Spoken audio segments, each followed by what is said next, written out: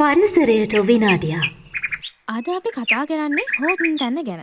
ලංකාවේ ස්වාභාවික උරුමයක් තමයි හෝටන් තැන්න කියන්නේ.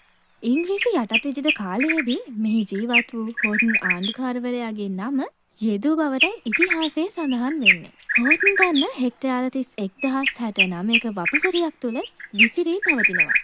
හෝටන් තැන්න පිහිටලා තියෙන්නේ නුවරඑළිය දිස්ත්‍රික්කයේ මුහුදු මට්ටමේ සිට අඩි 7,000කට ආසන්න උසකින්.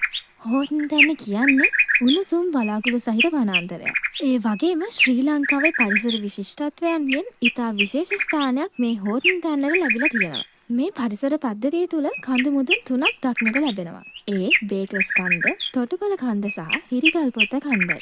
මේ අතුරින් උසම කන්ද ලෙස අඩි 735ක් උසින් පිහිටා ඇති හිරිගල්පොත්ත කන්ද හැඳින්විය හැකිය.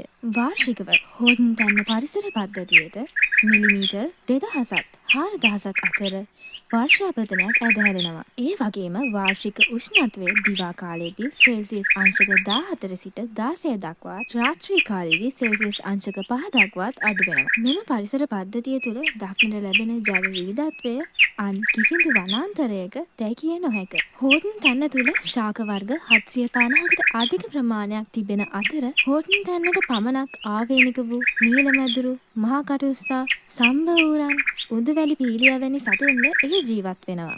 බේකර්ස් දියැල්ල ලෝකාන්තය වැනි ස්ථාන හේතුවෙන් සංචාරකයන්ගේ පැමිණීමේ වැඩිවීමක් දක්නට ලැබෙනවා. හෝටන් තැන්න යනු අනාගත පරපුරේ හෙට දවස වෙනුවෙන් අප සුරැකිය යුතු ස්වාභාවික උරුමයකි.